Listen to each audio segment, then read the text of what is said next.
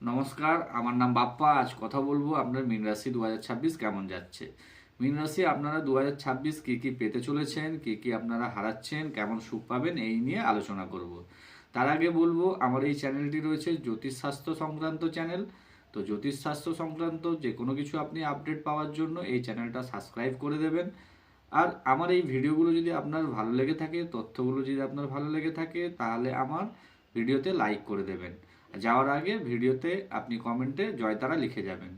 তো মীন রাশি 2026 আপনাদের হচ্ছে শনির সাড়ে সাতির বছর। তো আপনাদের যে কোনো কাজই ধীরগতি আপনারা দেখতে পাবেন। আপনাদের একটু রাগ জেদ দেখতে পাওয়া যাবে। জেদ আপনার যেটা রয়েছে সেটাকে আপনাকে কন্ট্রোল করতে হবে, তাহলে আপনি সুখ পাবেন। আপনার আর্থিক অবস্থা স্থিতিশীলই থাকবে। আপনি কোনো জায়গা বিক্রি করতে পারবেন, জায়গা কিনতে পারবেন, এর মাধ্যমে আপনি ধনপ্রাপ্তি পাবেন। আপনার যানবাহন আপনার যদি কেনার প্রবণতা থাকে, তাহলে 2026 আপনি আপনার লক্ষ্য পূরণ করতে পারবেন।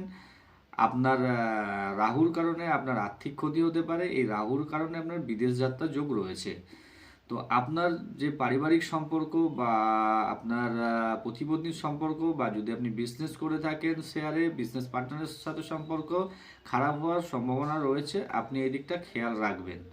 আপনার বিবাহিত জীবন যদি দেখেন, আপনার স্ত্রীর সাথে সম্পর্ক, যেটা ফার্স্টেই আপনাকে বললাম, ওটাকে একটু আপনাকে খেয়াল রাখতে হবে। আর আপনার আর্থিক দিক যেটা হচ্ছে নর্মালি ভালোই থাকবে। নমস্কার।